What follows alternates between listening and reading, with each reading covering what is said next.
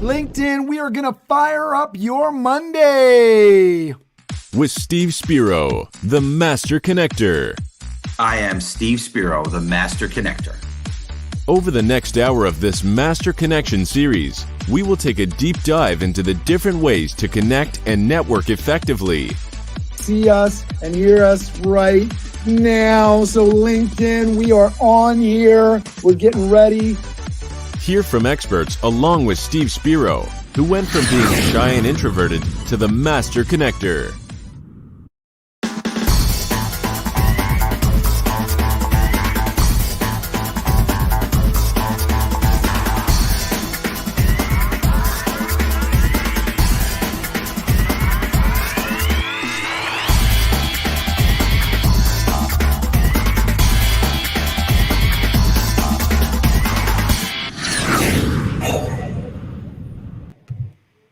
All right, LinkedIn, you know what the deal is. Share this, like, share, shout out your city and state. We want to hear from you. We want your questions. We want your comments. We're going to be talking about The Go-Giver today by Bob Burg. So happy that I'm on with my man, Steve Spiro, the Master Connector. I'm going to do a little introduction here of Steve for anybody that has not met Steve Spiro. Steve Spiro is a martial arts black belt and a master networker. He's moved from being a shy, introverted kid to the master connector he is today. Steve Spiro began his business career starting his first company was an advertising company in NYC. He had an incredibly fulfilling career in advertising and marketing, but eventually pivoted to the technology industry. Today, he's a certified customer communications consultant with Quadient, where he consults and mentors companies to help them find more effective ways to connect with their customers. Steve Spiro believes in the power of mentorship, growing oneself through self-development and continuing to create meaningful connections through building a large network. Welcome to the stage, the Master Connector himself, Steve Spiro. Thank you, sir. Thank you, Cameron. You're the man. Appreciate you, sir. So, hey, Steve. Hey, folks. Steve Spiro, the Master Connector. Cameron and I really appreciate you tuning in. We're here now every Monday at 1 p.m. Eastern. We come at you with engaging content on how you, too, can be a master connector. During this Master Connection series each week, our goal is to gather subject matter experts to impart their wisdom on us. Welcome to the show. I am blessed to have my co-host, Cameron. Cameron Toth is the host and founder of BizDev Live. Cameron founded Toth Event Staffing in 2011. Toth Event Staffing is a hospitality company providing staff to caterers, cafeterias, and catering departments in Westchester, New York, and New York City. BizDev Live was founded in 2020. BizDev Live takes Cameron's entrepreneurship experience and combines it with his passion for helping young people and business-minded professionals. Cameron's Toth's mission in life is increasing access to education and opportunity for all people. So please bring to the stage my man, the Wizard of Oz behind the stage, and I appreciate everything you do, sir, Mr. Cameron Toth. Thank you, sir. And I want to shout out everybody in the comments. Thank you. We are here for you. And Steve's going to get into why Bob Burg is such a big deal. I just finished reading the book. I'm really looking forward to asking questions and hearing from Bob Burg. But we do this show for you. So your questions, how to be a better go-giver if you've read the book. If you haven't read the book, the story of Joe and talking to Pindar, it's really life-changing. I feel like I'm going to be utilizing. I'm so glad that over the last week I took the time to read this book in preparation for the show, in preparation to talking to Bob Burg. Once again, Steve has brought another book into my life. We were introduced and kind of got together and started our relationship on the recommendation of The E-Myth by Michael Gruber, and that sort of cemented our bond. And this Go-Giver book has just been another gift from the Master Connector himself, Steve Spiro. So I want to shout out our folks. Teresa, let us know if you have questions, you want to know something from Bob Burg, how to be a better giver, how to apply the 5 laws, right? Dr. Scott checking in, greetings from Florence, South Carolina. Aby Gabor in the house, the man, the myth, the legend, Aby in the house. Thanks. Mama Spiro from from Poughkeepsie in the house. Hey, I'm not sure who this is, but if you go to streamyard.com/Facebook, that'll give you permission so your face and your name can show up on there. Adele checking in. Thanks for being here. Make sure to let us know where you're tuning in from. We always enjoy hearing that. And we got Matthew Fisher checking in here. Good afternoon. All right, I'm going to throw it back to my man, Steve, and he's going to take over the show and talk to us about Bob Burg and the Go Giver. Absolutely. And thank you, Cameron. I appreciate that. And yeah, it has been a great experience working with Cameron. As you said, we met through a good friend of mine, Rob Genovese, who, I've known for 20 plus years, said, hey, you should check out this networking group. And, I had been part of other networking groups, and there was one that I was associated with. I won't mention the name. I was kind of like, I had been enough of the networking groups. And then when I came and I got to meet, it was small. It wasn't like a huge group. It wasn't like, 50 people, but it was like, I don't know, 10 or 12, but there was some really, really good quality people. And one of the incredible persons that I met there was Cameron. And, he and I wound up having a conversation. I guess it was on Zoom before we went COVID. And it was a great conversation. And he was talking about how, the event staffing business was starting to, have some challenges with, being, in the middle of COVID. And we talked about the E-Myth book, and it's been a blast getting to know Cameron. And then I think I was very blessed. I know I was blessed to be able to get on his show, and he does an incredible job. 5 days a week, he calls it Biz Dev Live. He broadcasts now on LinkedIn Live too. But at the time, it was just on YouTube, and I believe he broadcast to Facebook and maybe one other channel. And it was really an impressive. He does a great job. And what I was impressed about Cameron is, number one, the quality of the content. Number two, the quality of the man.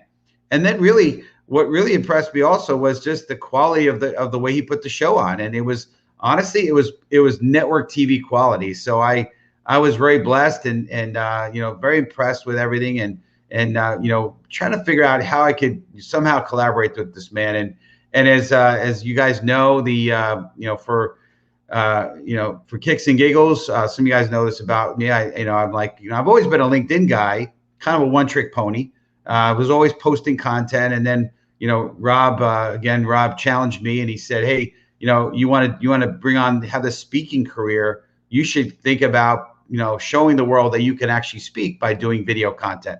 So I was challenged, and he said, do it every week. And all right, game on, challenge accepted, and I wound up, having, putting out a video. I call it Fire Friday, and every Friday I do a video, and it's like 4 or 5 minutes, and it's something on my heart, on my mind, and something that I believe would add value to people. And again, that's really been not forever. And good morning, everybody who checking in. I'm kind of ranting here because Cameron has got to take care of some stuff, so I'm kind of filling in here, which is good practice for me, because I don't know how long Cameron is going to put up with me, but I'm very blessed that he does. But so I'm running this for a little while here. So good morning, everybody who's checking in. And I'm not as good as Cameron when it comes to multitasking. So if I'm seeing things pop up on my screen, hey, good morning from California, Todd Williams.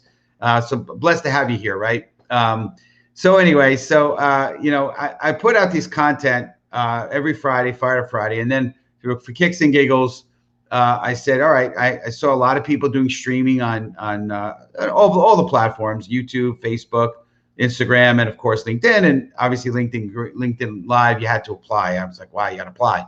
So I put in my application, and I was very shocked. About 5 weeks later, I was approved, and I really felt honestly way over my head. I'm like, this is cool, but what the heck? I mean, this is way above my, pay grade, if you will, not my comfort zone, not my wheelhouse.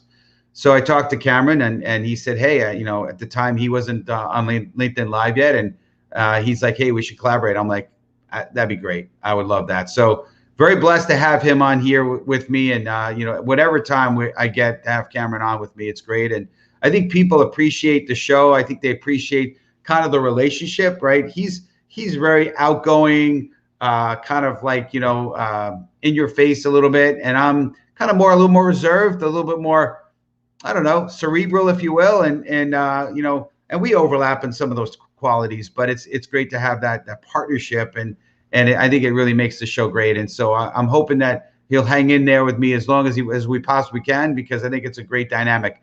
I think Bob Burg in one of his posts today called it the dynamic duo, right? And I remember Batman and Robin, and there's a bunch of dynamic duos. That was the one I remember growing up with. So I'm not sure who's Batman and who's Robin, but I'll take the Batman role. All right, I know how to kick butt pretty good. But anyway, good morning, Lisa. And again, I've been not great with the multitasking. So AB Gabor, my man, blessed to be here with you, and we appreciate you, sir. AB's been a great influence in my life. Talk about somebody who loves to give. That man just gives and gives and gives. But so yeah, so you guys know a little bit about some of my journey. Shy, introverted, picked on, bullied, learning disabled, dyslexic. I was in a very dark place for many years, and what happened was I through a very good friend, I was introduced to a very successful entrepreneur who took on a mentoring role with me and kind of got me on this path of self-development and books and audios and networking. And so, that was so outside of my comfort zone, especially the books part, right? Again, being learning disabled, I didn't know it, but reading was torturous for me. It really was. And so I learned how to kind of, muddle through it for a little while, but then eventually Audible came. And thank God. Hey, Tavana, good to see you. Audible came, and that was a blessing. Now I have the ability. I'm literally gobbling up 3, sometimes 4 books a month, when it would probably take me probably a year to finish a book, quite frankly. So one of the books that I was exposed to quite a few years back was The Go-Giver, and very impressed. And I love, listen, when you do a lot of reading, sometimes you read these textbook type books, and they're great. They're very technical, but sometimes you kind of, I don't know, for me, I kind of get lost. I get a little lost. And so I love when there are stories and there's some stories going on. And so, what I loved about the book, it kind of pulls you right in. It kind of gets you in the story, and it's a story about, Joe and Pindar, as Cameron had talked about. And it really is amazing. And so we're going to be very fortunate in about literally 18 minutes from now to have Bob Burg for 30 minutes on the show. And we were blessed to be able to get 30 minutes of his time. So make sure you're tuning in and we don't miss it. And don't, obviously you'll have opportunities to even ask questions. So we'll be looking for your chats and your comments. So please make sure you're commenting and if there's any questions specifically.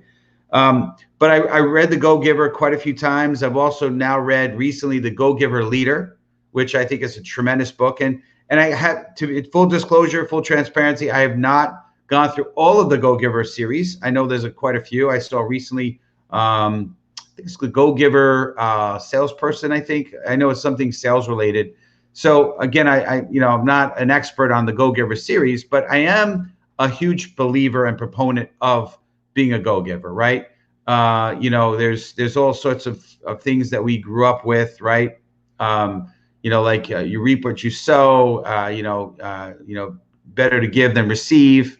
And all those things, it's important. So, So anyway, here's what I want to talk to you about. So one of the questions that Cameron and I were going to ask each other, so I'll ask it out loud and then I'll kind of answer it. But basically, so one of the questions was that we wanted to ask, and I have to find it here real quick. What is a go-giver? So to me, what a go-giver is somebody that is literally someone whose heart is to give, right? I said this, and I did my Fire to Friday this past Friday, and I talked about the imagine you go to a fireplace and you say, you give me the fire and I'll give you the wood, right? You gotta give, and then eventually you'll get. Okay. So the mentality of the go-giver is really about giving, right? And giving without any expectation back. The law is that you're going to give, and then eventually it's going to come back to you. And in the good book, there's a lot of references to farming and agriculture, right? And it says, when you sow, you're going to reap, but you're going to reap in exceedance to what you sow, right? So if you put in 2 or 3 good, kernels, corn kernels, think about it. When that stalk of corn comes up, how many ears of corn come from that stalk? Maybe it's 15, 20 or whatnot. And how many kernels of corn are in each of those ears of corn, right? So it could be thousands coming from the 3 or 4 seeds that you put in there. And you only put 3 or 4 because you don't know which one is going to take, right? So that's the way we need to operate in terms of our mentality, is give, and then eventually you're going to get, okay? And it's, I know it can be tough. I know it's sort of counterintuitive, right? I mean, a lot of times in life, we want to kind of, we want to get, especially if you're in the Northeast, like some of us are, you want to make, you want to, you're there to get, you want to get some, you want to get yours, right? But it's counterintuitive, but it's really a true statement, right? One of my favorite books is the book Think and Grow Rich by Napoleon Hill. And it's definitely old school. It's classic, right? I believe a lot of the success books have been a spin-off of that book. But in the book, it talks about when you're looking for a job, and I know there's some people on the call on the viewers here that are in the job seeking mode, and yeah, and so a lot of times the mentality is, hey, I'll if they pay me, I'll produce. Well, the perspective that I learned in the book Think and Grow Rich is you want to do the best job you can, go above and beyond, and then the money will follow, right? And Teresa's talking about it's karma, right? For sure, it's definitely good karma, but it's a lot of times there's a mentality of, I'll just do the bare bones minimum, and then if they pay me, I'll do more. No, chances are they're not going to pay you. Chances are they'll never pay you more because they see you as that. But if you do more, what's going to happen is the company is going to get used to what you're doing, and they're going to find you invaluable. In other words, they won't want to have you ever leave. I remember in the book, there's a specific story about, I'm talking the book of Think and Grow Rich, and I know I'm going off topic a little bit in terms of the Go-Giver book, but it's still a great book. And he talks about in the book a young man who gets a job, and he basically, comes early, stays late. He's constantly asking, his manager, what can I do? What can I do? What can I do? And the manager eventually got used to that, and he became invaluable. And then when it was time for looking for somebody to promote, he picked him. Okay, so it's just a different perspective. So again, the book does Go-Giver book does an incredible job of kind of in a story-like fashion show exactly what it means to be a go-giver. So I would highly encourage you to read the book or listen to the book like I've been doing, and you'll find it to be very, very helpful. But being a go-giver is, for me, is give, no expectations of getting, right? I love networking. Another way I apply this is in networking, right? When I get on a call with somebody, I'm thinking to myself, okay, how can I add value? What can I do to be a blessing for this person? I'm not going in with the idea, and Cameron and I have talked a lot about this on the show, not to do the pitch, right? Not, okay, what can I get from this person? Nope, it's what can I do to be of value, right? Cameron mentioned the call that we how we first initially kind of started interacting. And I didn't know much about Cameron, but I knew that it sounded like he was having some business challenges. So I suggested the book. At that time, like you said, E-Myth Revisited book.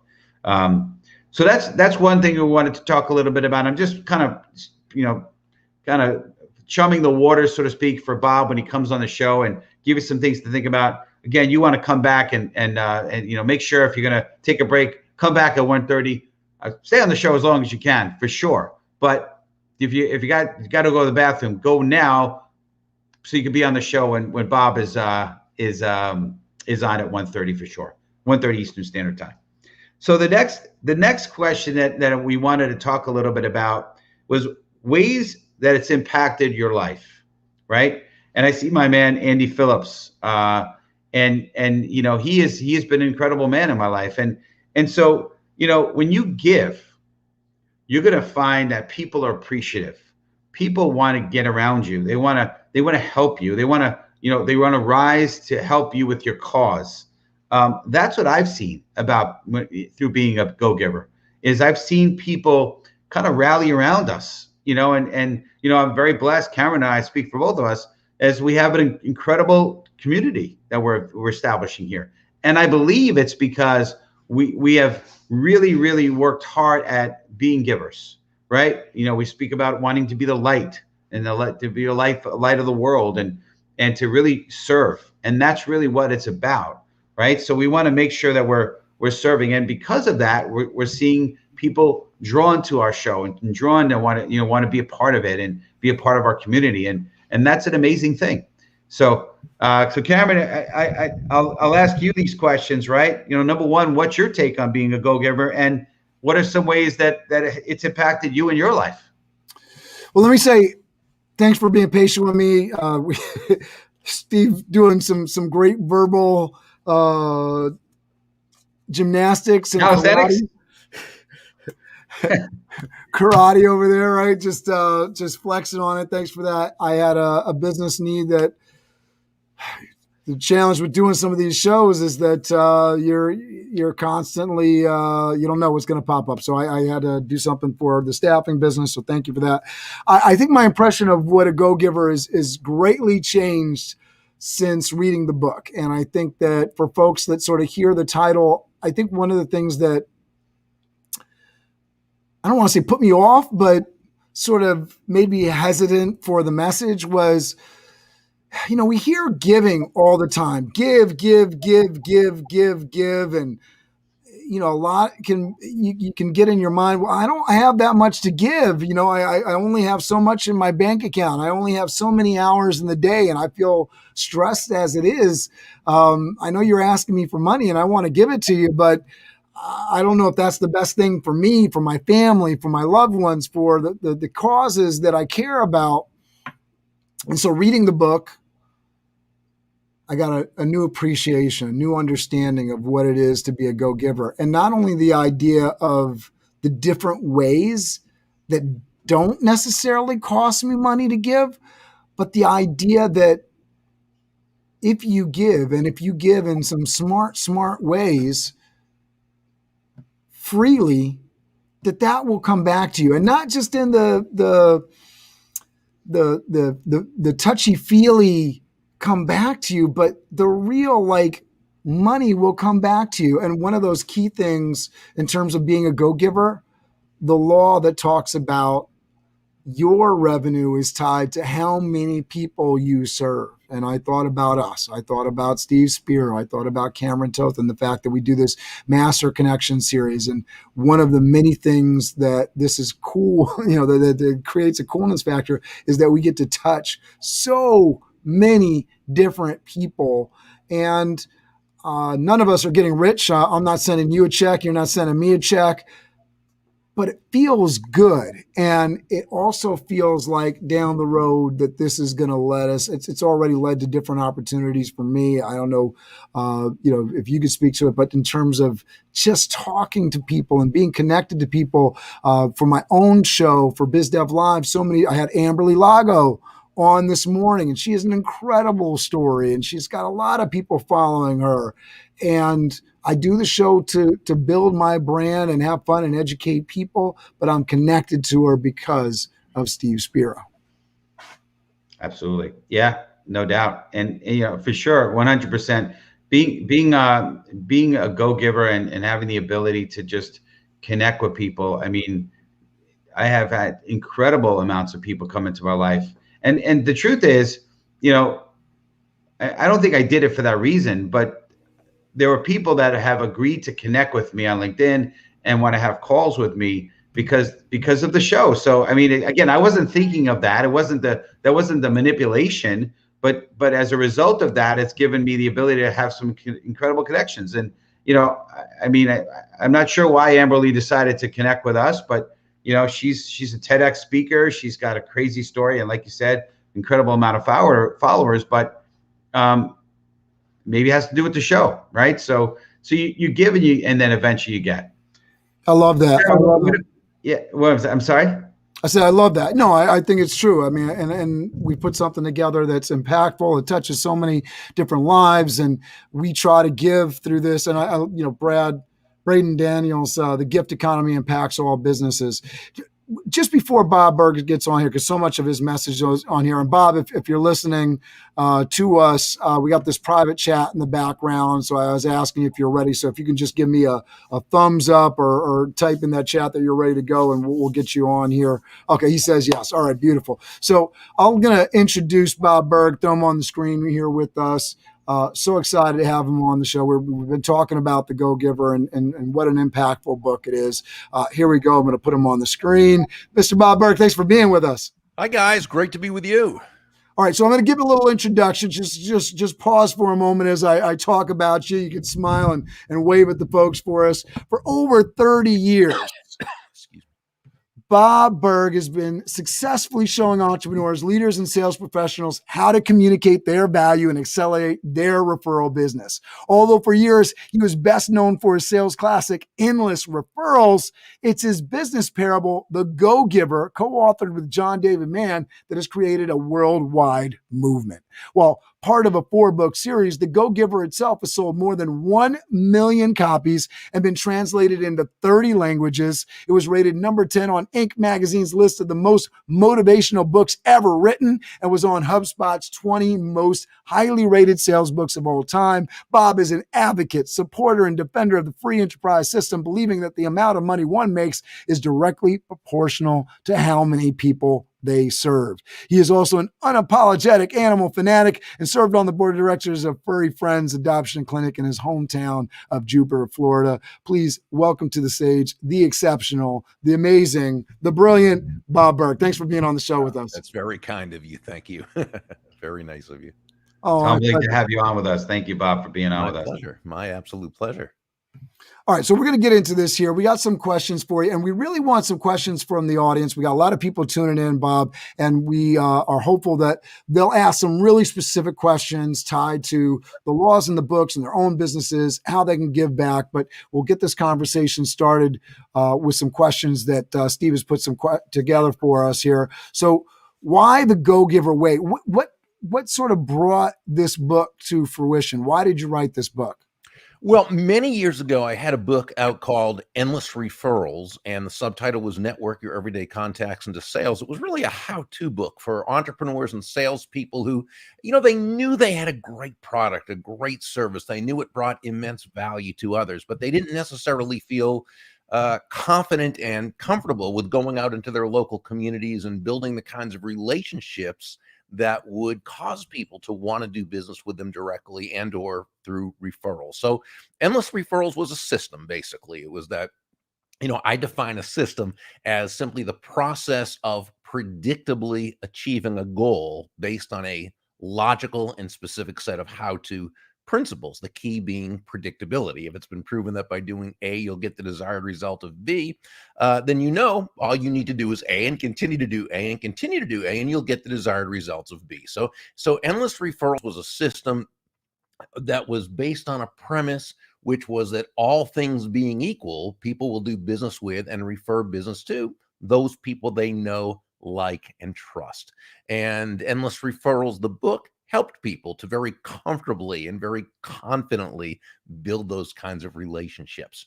Now, it was a how-to book, and I'd always, since I'd been in sales, I'd read parables, business parables, and always enjoyed them. I always felt that stories connected on a deeper level, on a heart-to-heart level, and I thought, wouldn't it be great if we could take that basic concept, the know, like, and trust, and put that into a parable. So the first question was really, so what is the essence of that entrepreneur or salesperson? The essence of that, they who are able to very quickly yet sustainably create those know, like, and trust relationships. And really, it comes down to the fact that they're givers. They're always looking to give value to others, find ways to bring value to the lives of others. So coming up with The Go-Giver was a title that made sense. But the best thing I did for the book itself was to ask John David Mann, and when I say ask, I mean plead with John David Mann to be the co-author and really the lead writer and storyteller. He's a brilliant writer. And back then, not as many people knew about him, but fortunately, I was one of them who did. And so I had asked him to do that. And after thinking about it, he came to the conclusion that he thought it would be a good idea, that we had something there. So, we wrote the book together within a few months. And when I say we, I mean, really, again, I credit him for the way the story read. But then we were turned down over the course of a year by about 24 publishing houses in New York. And it was the 25th Portfolio, a division of Penguin Random House, that finally said, yeah, we'd like to work with you. And they turned out to be the perfect publishing house. So like usual, things work out when they're supposed to. The book is incredibly well written. I know Steve wants to jump in here, but I just wanted to I've just read the book in expectation that we were coming on live today. And I just, there's some books that, the information is impactful, and there's some books where the story is kind of cool. I feel like this is a great combination of them both. As you get to the Friday guest and he's thinking, okay, he thinks it's going to be Gus. That's the Friday's guest. And then he thinks it's going to be Rachel. That's the Friday guest. And then you're surprised, and along with him, that he is I don't want to, I'm probably just spoiled it for, for a whole bunch of people, but the idea that, because it is a book to be helpful for you. And so I feel like you're realizing that along with the story. It's incredibly well written that way. I thought, it was a page turner. Well, and again, that's John's genius. There's not many business books that are page turners, and I'm reading Limitless, and Jim Quick's a really smart guy, and I'm listening to the Audible version right now, and I can say even from the Audible side, it's not necessarily a page turner. I'm really touched by the information, but this is a page turner, and there's a lot of value. Jim's book that you're reading is a fantastic book. I enjoyed that immensely. I found it to be very helpful. Go ahead, Steve. I know you want. Yeah, absolutely, it's great. And what I enjoy about all Audible books is when the author themselves are actually, narrating the book, which to me that adds an extra sense of authenticity, and you could feel the book better when it's the author is actually narrating. So I appreciate that. Bob, I just got to tell the audience a little bit of a story, because you truly do live the Go-Giver way. So, and I think I could tell this story. So I somehow connected with you on LinkedIn. You accepted me, so I appreciate that, right? And I messaged you, and I said, hey, I'd love to be able to jump on a call with you. And to my shock and amaze, you're like, sure, I'm available right now. Now, just so happens when you messaged me back, I was actually at Japanese, it was actually Indian food with my wife on our Friday night date night. So I couldn't actually get on the call with you, but I appreciate that you were willing. And again, I could tell, again, living the Go-Giver way, right? You were willing to just jump on a call, and I appreciate that. And of course, obviously you said yes to being on our show, which we do appreciate. I appreciate the invite. Say it again, Bob? I appreciate your invite. Thank you. Absolutely. So the question, and Cameron worded it a little bit different than I was thinking, but when we were starting to talk about what you would come on and speak about on the show, I think it was your suggestion to talk about the Go-Giver way. And, you may know a little bit about my background. Some of the viewers know I have a martial arts background, and, karate, if you watched the Karate Kid back in the day, it's called Karate Do meaning way, the way of, or the way of the empty hand, and Bushido, the way of the warrior. The way is very much, in fact, eventually I'm going to get my book written, which will be, it's going to be called the Master Connector.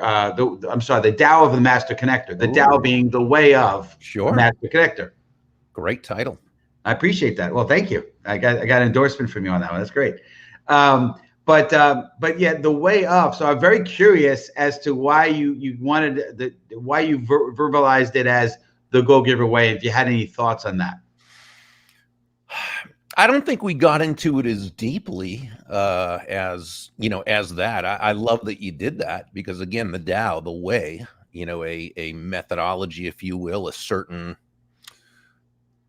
well, I guess way is it defines itself. It's what you're doing, and so I love that you brought that up. That's not something that I really thought of, but of course, the Tao is always what you want to pay attention to. It means you're living congruently with your values, whatever that Tao happens to be. Absolutely.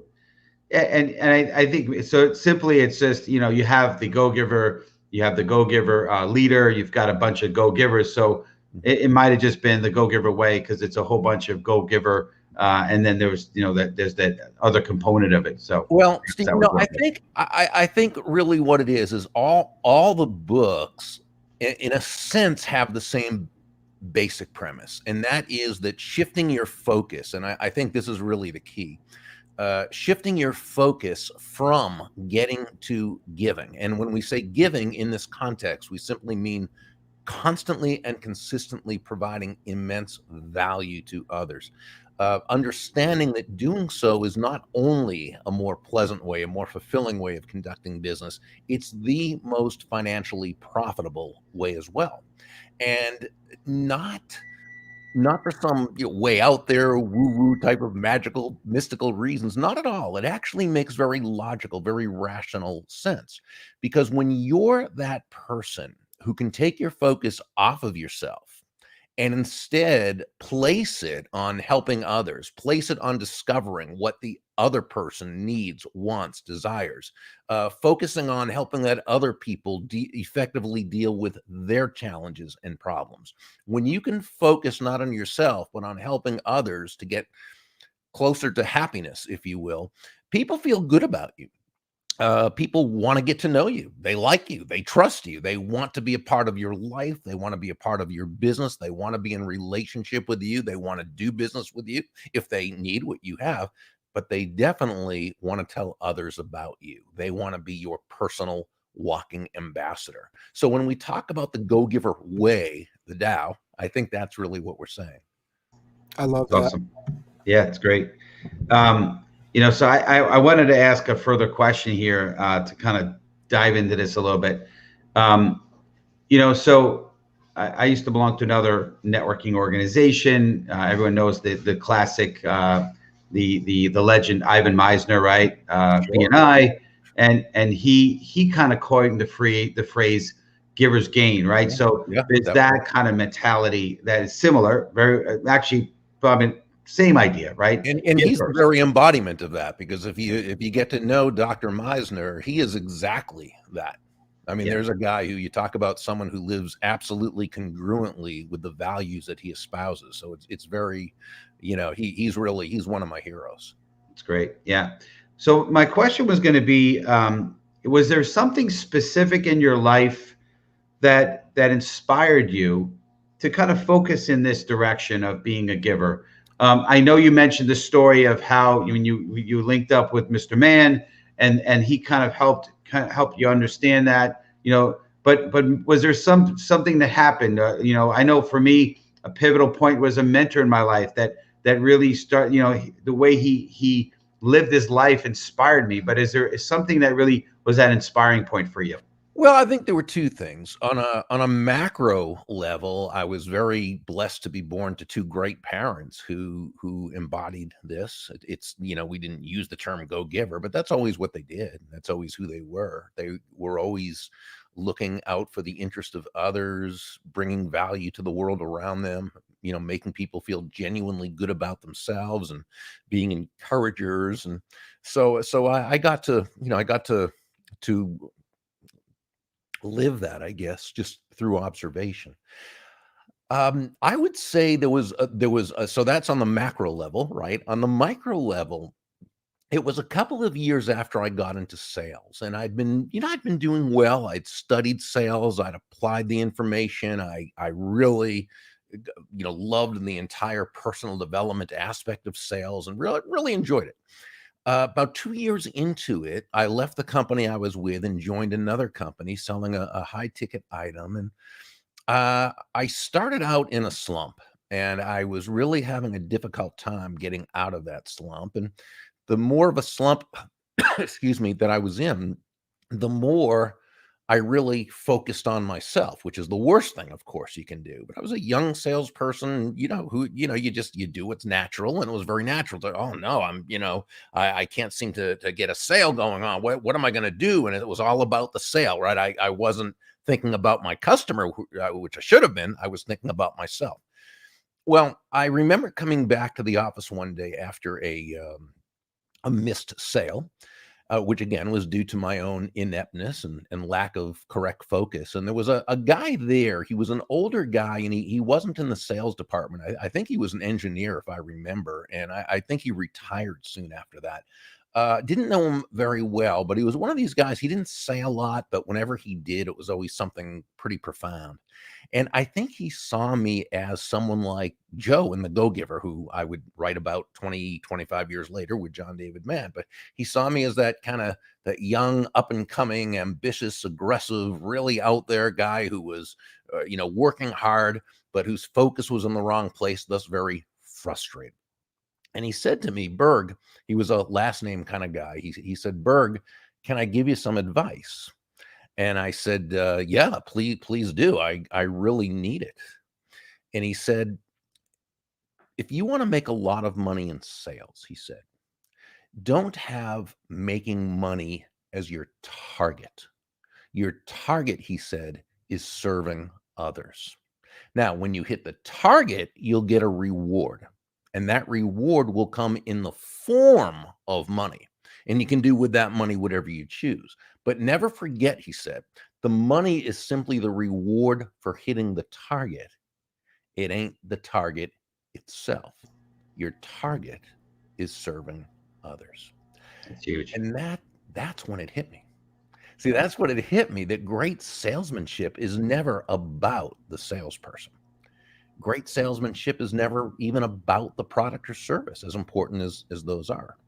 Great salesmanship is about the other person. It's about that person whose life you are trying to add value to. Really, it's about another person's life being better just because you are part of it.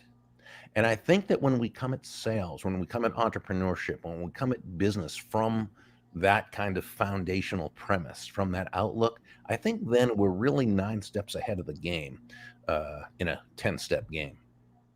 That's great. No, absolutely. 100%. I know Cameron wants to ask something. I'm not sure if he's off screen for a reason. Here we go. I was interested in bringing to people, because we talk about it a lot on the Master Connection series. We talk about authenticity, and it's one of the laws in the book. You're just sharing a personal story after talking about, givers get, right? Givers gain, right? And I think one of those key pieces to it is being authentic. We talk about it all the time in terms of being real and sharing your personal struggle, your mess is your message. When they're on the stage, was it Deb in the book, the one that's on the stage that's a realtor, right? Deb. Mm-hmm. Yeah. So the idea that she's sharing and she's connecting with people by sharing her story. And so many people are afraid to do that, right? But that idea of authenticity and how that actually adds to your portfolio and adds to your net worth. Can you talk a little bit about that? Because I think that's one of the key ways that folks that are watching this today can give to the people around them. I loved even, that first message value, because, I go through the same thing with my wife, listening to people. So that idea of being authentic wherever you are, focusing, but that authenticity of being in the moment, sharing who you are, I thought it's such a big, big deal. And you're putting it on display for us today. Well, thank you. So the fourth law in the Go-Giver is the law of authenticity, and that says the most valuable gift you have to offer is yourself. And Deborah, who you mentioned, she shared that one of the very important lessons she learned was that really all the skills in the world, the sales skills, technical skills, people skills, as important as they are, and they are indeed all very, very important, they're also all for naught if you don't come at it from your true, authentic core. But when you do, when you show up, as we like to say, as yourself, day after day, week after week, month after month, people feel good about you. They feel comfortable with you. They feel safe with you. Why wouldn't they? Right? They know who they're getting. They know that that consistency. They know who you are. They know they know and they understand your character, because they know, who you are. They know pretty much what you'll do, right? And that's powerful. That's powerful. I think often when people don't show up authentically, when they show up as more of a, I think the correct Latin term is fonus balonus, right? When they're not themselves. Uh, we might think, well, they're dishonest or they're pulling one over. And I don't think that's usually the case. Now, it's a big world and there's lots of people out there, so we always need to be aware of that possibility. But I got to tell you, 99.9% of the time, I believe when people don't show up authentically, it's because they don't have the self-confidence to do so. They don't really understand, recognize, and embrace the value that they bring to the table. And it's tough sometimes, because as human beings, we're so emotionally close to ourselves. It's difficult for us to see that greatness or that value, that something special that we bring. I mean, I think as human beings, we have two types of value. Okay, we have intrinsic value. That just means by the very nature of being, we bring value to the table. But we also have what I call market value. And I define market value, as that combination of strengths, traits, talents, and characteristics that allows a person to bring or give value to the marketplace in such a way that they will be financially rewarded for it. But again, what happens is, we all see the world from our own very unique viewpoint. And we tend to think that everyone else sees the world basically the same way we do, which makes intuitive sense because it's all we know. So we may have this great talent or trait or skill, as Deborah, discovered, but we don't see it because it's ours. We don't, it's just who we are. We don't see it as being of particular value. And Yeah. that's why I think it's so important to be able to get with someone, and this is whether it's a formal or informal coach or sales manager, a friend, someone who can help you kind of really recognize what you bring to the table, because we all have those strengths. We all do. Now we have weaknesses too, and we have to understand those. There are the weaknesses we can ignore because they don't necessarily mean anything. There are the weaknesses we need to mitigate, and there are the weaknesses we need to turn into a strength if we're going to be as effective as we can be. But we want to lead with our strengths. Now, if I can say one more thing about authenticity, I think sometimes people confuse authenticity with simply not having any boundaries or not having, you know what I'm saying? Just saying, this is who I am, take it or leave it. Right? No filter, right? And no filter. Yeah, that's a great way of saying it. No filter. And so, this is who I am, take it or leave it, which, by the way, is a great philosophy if you want to pretty much stay broke and have no healthy relationships. But since that's not what most of us want, I don't think that's a great way to go about it. It's sort of like the person who says, well, I have anger issues and I yell a lot, and if I were to act any differently, that wouldn't be authentic. And of course, that's baloney. That's malarkey. It simply means that person has an authentic problem that they need to authentically work on in order to be a better, a higher, more effective, authentic version of themselves. So we would ask that people not use authenticity as an excuse to stay where you are and not grow, but as more of an impetus to step into that highest aspect of your authentic self. I would very basically just define authenticity as acting congruently with your values. I mean, it's really nothing more, nothing less than that. That's great.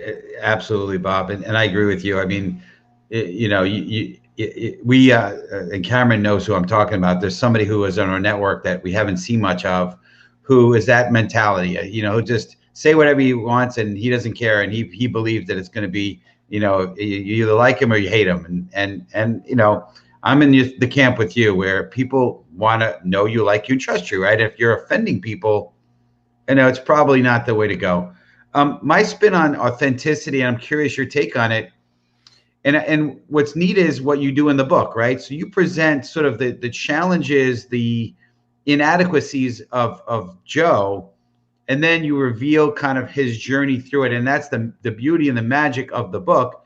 And I think that, Cameron and I also kind of, we speak about this, right? I talk about being shy, introverted, picked on, bullied, learning disabled, dyslexic as a kid. But I was able to work through that. So I think there's a value in showing some of your weaknesses, Sure. and especially if you've gotten over them, right? Not bragging about them, but saying this is something that I've been able to do because it inspires people, right? Absolutely. So there's a part of authenticity that I think is that as well.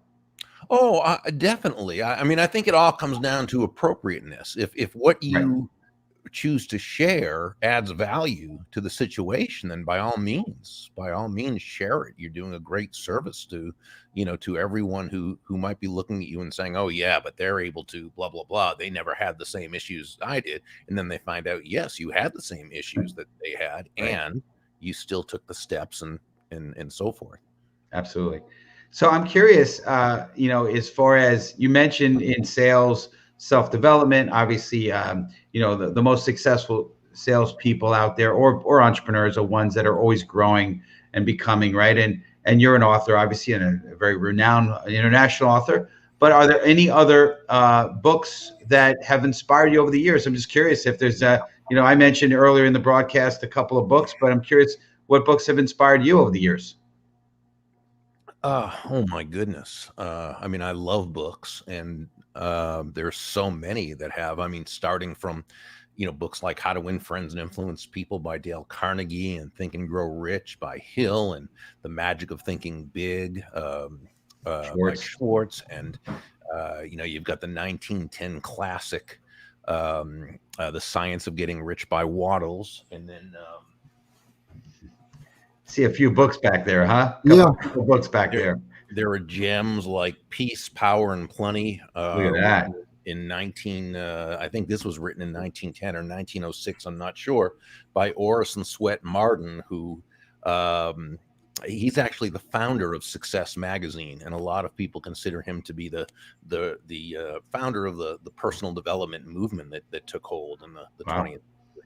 And so, in every page, when you think about it, even the title, Peace, Power, and Plenty, the inner peace that is part of having that joy and sense of happiness, the power within us that is able to make us more effective, both in terms of ourselves and as we deal with others.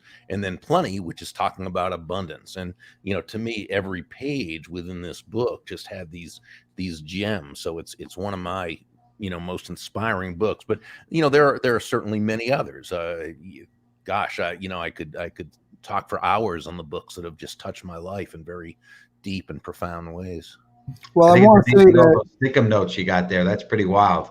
I just want to say that I think, I wasn't expecting it. And it's I think one of those unexpected treasures. I read your book and I can see myself utilizing this and going back to it. I really encourage our viewers, check out the book. It's an easy read too. I mean, it's not a 600, 700 page kind of thing. I can't, I think to get through most of the story, it's what 122, 123 pages. It's not bad at all.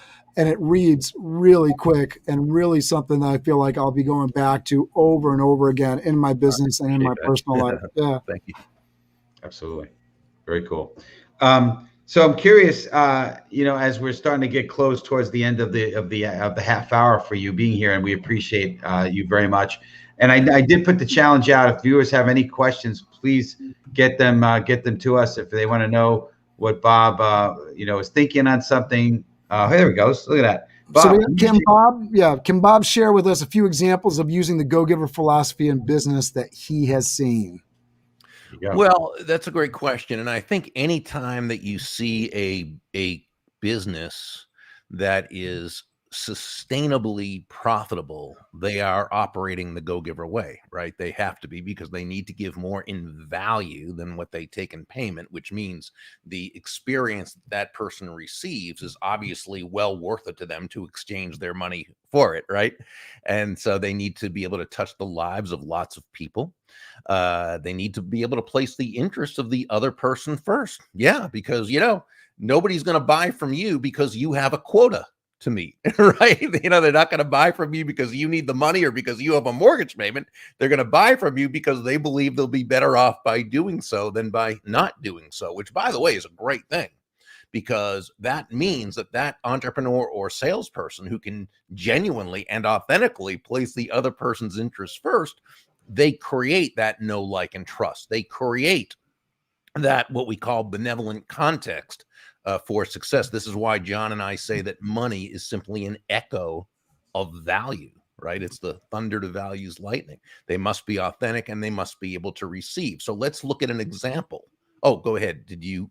Yeah, I was just going to say, and I apologize for the delay on the camera here, but can you say some examples? I don't know if you go to the dry cleaner that you work with, some of the companies that you work with, but what are some places that you've seen? Because I think that's what Braden's looking for, right? He's looking for examples that you've seen in your life of people that are leading with business the go-giver way. How are they providing more value than what you're paying?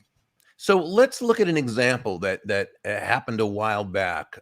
This was an email we received. This was shortly after the book came out, actually, and it was from a person who works as a professional roofer in the Pittsburgh, Pennsylvania area. And again, this was during when the book came out. This was during the financial crisis. And a lot of businesses, small businesses especially, really, really took a hit. And as a roofer, the same thing happened to him as to all his colleagues and competitors. People were just doing less business. And he said that in what he wrote to us was that he kind of got into the same habit as his colleagues. And that was because business was so bad, he was trying to find ways to give less value for the money he was receiving. And when he read the book, he realized that, wow, I'm doing the exact opposite of what I should be doing. And he asked himself, how can I add more value? Now, remember, adding more value, because value is simply the relative worth or desirability of a thing, of something, to the end user or beholder. Adding more value doesn't have to cost you more money. And so what he did, and I thought this was just wonderful, he researched and he discovered the process of being able to deal with the home insurance companies so that he could help the homeowner who was having their roof repaired get more money, get it faster, and get it without as much aggravation. So what he would do when he would make his sales calls, when he saw a roof that needed repair, it wasn't, hey, do you want me to fix your roof? They didn't want anybody to fix their roof. They couldn't afford it as far as they were concerned. It was a downturn. It was an economic crisis.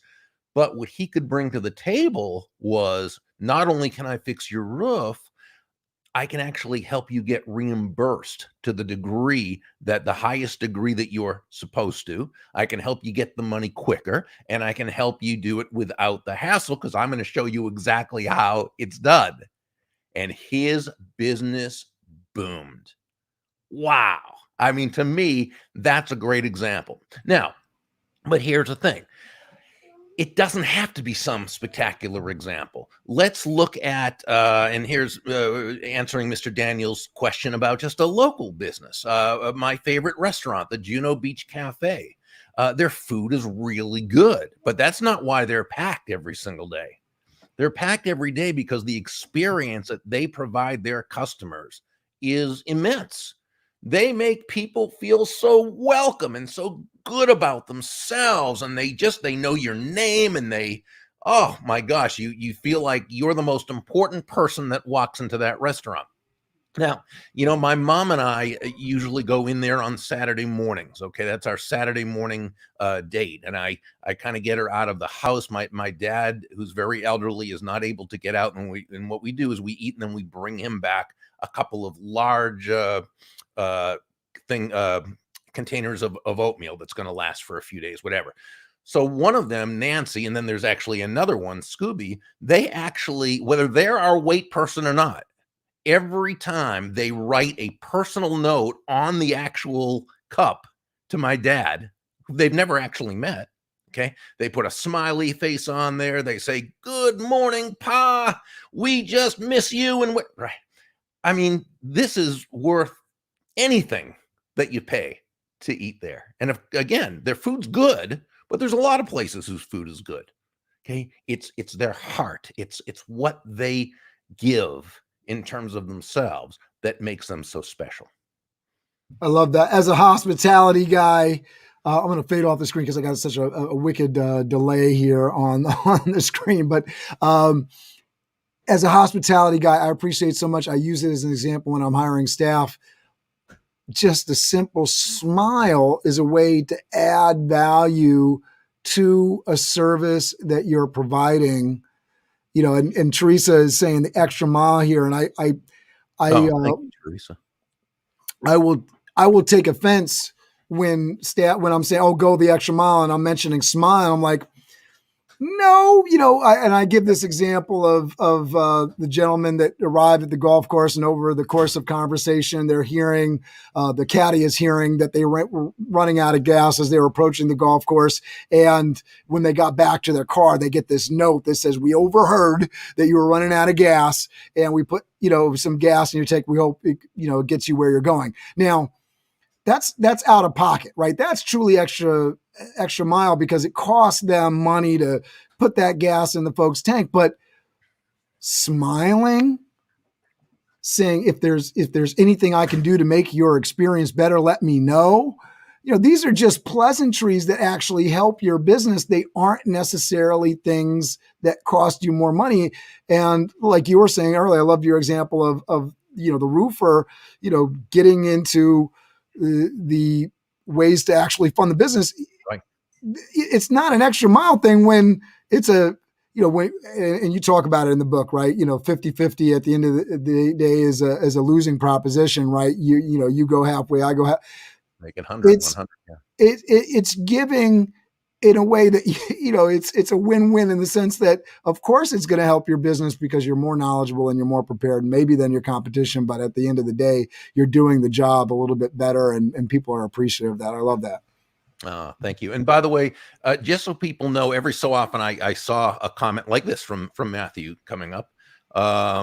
And thank you, Matthew. But by and large, when I saw the comments come up, I wasn't really able to see them because multitasking is not really my thing. So while I saw them, I wasn't able we forgive you. Please know. Well, I just want everyone to know, please know it's not that I was ignoring you. When I could see it, I saw it, and but I appreciate the kind comments. They mean a lot to me. Yeah, Grace in here quoted you. Any sustainable business needs to put the interests of their customers first to establish know, like, and trust. And we talk about know, like, and trust all the time. Steve, I know Bob's got to go here. You want to give us some marching orders here?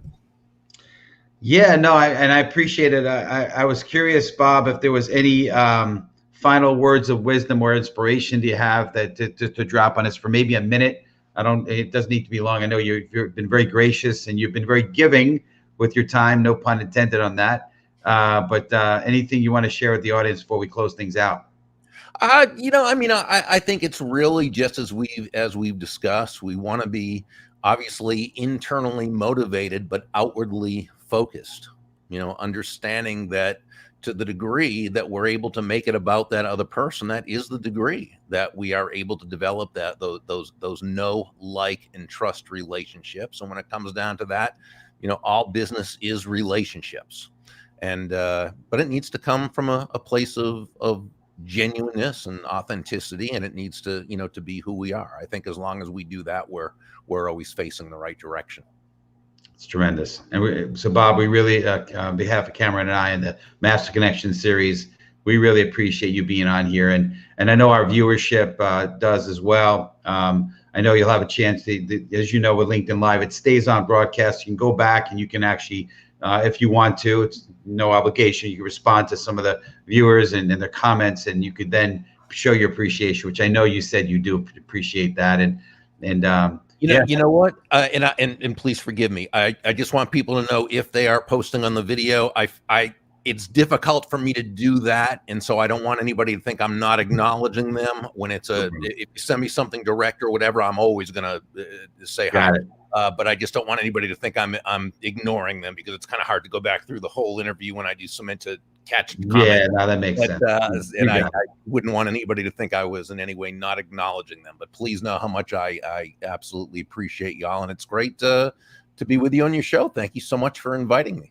Appreciate it. We really do appreciate you, and I know on behalf of our viewers, they appreciate you as well. And you know, one of our our mission on this planet, I think all three of us on this this video share that, is we want to be the light. We want to inspire people. We want to be givers of the world. And I think it's a tough place. The world can be tough sometimes, and COVID hadn't helped us. And I hear there's a new generation of this COVID virus coming. But we need to be sensitive that people are hurting, and it's our job to be the light. So we like to end the show on sending people out and have them go crush the day. So Bob, if you would be so kind to participate, I'm going to count down 1 through 5, and at the end of that, we're going to say the word crush it. So Cameron, you going to do the countdown then? I got it. 5, 4, 3, 2, 1. Crush it! Thank you very much, Bob. We'll let you go. We'll stay on just a minute to discuss with the viewers here. Thank you so much for being with us. Thanks for having me. Bye-bye. So I just wanted to get a chance to talk with you, Steve, before we jumped off today, because I really did enjoy the show, and I didn't get a chance to have the prolonged discussion with you as we were jumping in because of business needs and everything. I do run a business, as does Steve, every day. So occasionally we got to do that stuff. But I just want to say thank you for putting this together, Steve. Thanks for getting Bob Burg on the show. I really enjoyed reading the book. I really encourage everybody that's watching us now, if you have not picked up The Go-Giver, it is worthwhile. It is worth your time. Exactly. The 5 laws and the way that they are talked about in the book, it's really something special. And I feel like applying it to my business. You heard Bob talk about, the roofer. You heard us talk about the ideas of adding value to the different things that you're doing. I love the stories in there. I think there's a little something for just about everybody from every kind of career path. If you're in there, there's a way to give more and gain more. I really love the book's focus. You go right into law 2, and it's not just give, because I think we get a lot of these kind of things, whether you're listening to Tony Robbins, which Tony Robbins, I think he's about obviously, helping you get and gain as well. But it can feel like people are telling you to give. And, part of the story is, I gave the last pennies out of my pocket and then I got. And I think for a lot of people, that seems like a step too far. Seems like too much. And so I think this book provides a little bit of a different narrative without the funkiness of a story that may or may not be true, and maybe brings in a little bit of suspicion and I'm trying to search for the word here, but that kind of negative of skeptical, maybe. Yeah, skepticism, that kind of thing. This book really does lay out a blueprint for you to give more in your business, and not only give more in your business, but more in your personal life. The first law talks about giving value, and it ends up with Joe kind of sitting with his wife and just listening more. And they get up in the morning. He feels like he hasn't done the homework assignment, which he was supposed to do this value at the end of the day, but by spending time with his wife and not making it a 50-50. Okay, you said your bit, now I get to say my bit. He just gave of himself. She was like, I felt listened to. I felt like you heard me. It changed the dynamic, changed something in his life. And so these are principles that I think really, we hear them from the pulpit, we hear them in different places, and we're not always receptive to them. This is just another place where I think it's a great place to hear it. Anyways, I don't know if you want to add more onto that, Steve, but I just want to I'll just say, 100%. And the story that stands out to me is when, he and you have the recollection of the laws way better in your head than I do. I just finished reading it. That helps, right? But the story in which he actually got a call from the guy, because what he had done was he didn't get the job because they didn't feel he was the right guy, and he gave the name of somebody who he thought would be the right guy for it. So and then it came back to him in the long run. And so I think you're right. A lot of times people think to be a giver, you have to have a lot. And sometimes it's just thinking about not yourself. It's being others focused, and it doesn't really cost you anything. It's just it's a shift in mentality. It's just to think, okay, how could I just bless somebody? How could I do something good? It doesn't necessarily mean taking money out of your pocket or giving time that you don't have. It could just be something like as simple as, and one of my favorite books, again, is, talk about books, is The Infinite Game, right? Because it's not about, me. It's about, there's abundance in everything out there. And so you can go ahead and just be abundant and be others focused and not be so me focused. And don't really just know that you could give from what you already have within you. It doesn't have to be, you don't have to have a lot to be a giver. So I just want to reflect off what you said. I was writing that book. What's the name of the book? The Infinite Game by Simon Sinek. Okay, Infinite Game is in like game I play. Yeah. So the thesis of the book is that basically most people think you win the game because you beat the other the competitor, but he says if you are in the game, the longer you can last, if you could outlast everyone, you win. And by outlasting, it's not because you're beating everybody. It's this sort of, like we talked about in Master Networks, the spirit of cooperation, right? It's this sort of everybody wins, right? So Apple didn't put down, IBM and the PC world. They knew that both could coexist and effectively, and that was the success, some of the success of like Apple as an example, and he cites it in the book. Obviously, you could tell Sinek is a huge proponent of Apple. He always talks about Apple and Jobs. It's big. Yeah, if you read Start With Why, Apple is all over that book. But and I was thinking about Apple though while Bob Burg was going, because Apple really does provide a level of value on certain things. I think it's a little convoluted today. It's a bigger business, but I remember 10 years ago, when they had just first opened the Apple stores, going in and fixing my computer. I think my plan had expired, and still they helped me, and it wasn't that high cost. It was more about the longevity of like, you're an Apple customer, you're with us. I had bought a ton of Apple products at that point, whether they knew that or not. Still, the emphasis was on, you bought something with Apple, we're going to take care of you. And I think any business that approaches their customers that way, thank you so much for even thinking of me, calling me. Let me see how I can help you, even if it doesn't directly benefit my pocket. People appreciate that. I was talking with my father yesterday. Happy Father's Day to all the fathers out there. Yes.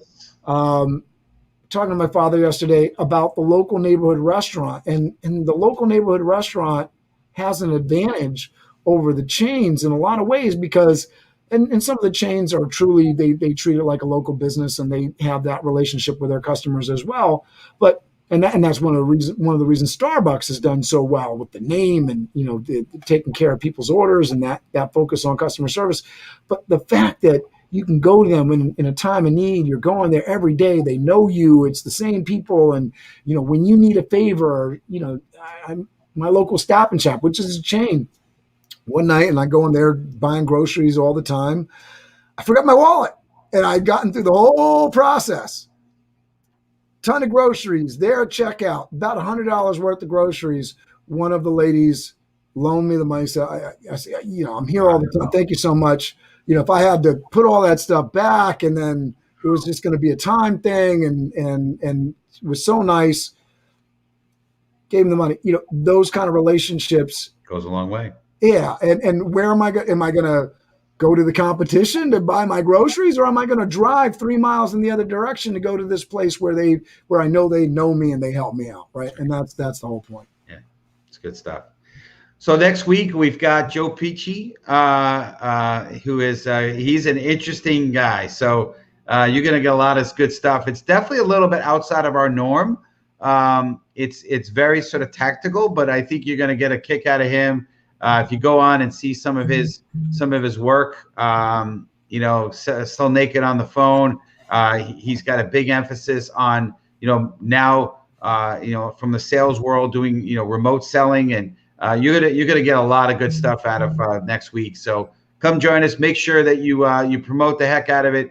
If this brings value to you in your life, continue to bless others by sharing. This and the network and this, next week's event to the network. By the way, if you go to the LinkedIn page, Master Connections, my business page, you'll be able to see all of the future event pages for all the upcoming events. So you could register in advance if you like. That's make it easier for everybody. Just go to my Master Connections, Master Connector business page, and you can go register. So that's it. Cameron, thanks for all you do, sir. And we'll see everybody next week. I'm going to put the link for the page down in the comments, and then I'll play us off with the video. Everybody go out there and crush it. Steve, thank you. You're the man. And this is it. All right, let me see if I can get this actually to go into the comments the right way. Well, I'll get in there, guys. Just come back, and it'll be there. Steve, always a pleasure. Here we go. Here's the video playing us off. I will see you next week. Same time. So now, everybody, we are here Mondays at 1 p.m. Mondays at 1 p.m. Mondays at 1 p.m. See you. LinkedIn, we are going to fire up your Monday. With Steve Spiro, the Master Connector. I am Steve Spiro, the Master Connector. Over the next hour of this Master Connection series, we will take a deep dive into the different ways to connect and network effectively. See us and hear us right now. So LinkedIn, we are on here. We're getting ready. Hear from experts along with Steve Spiro, who went from being shy and introverted to the Master Connector.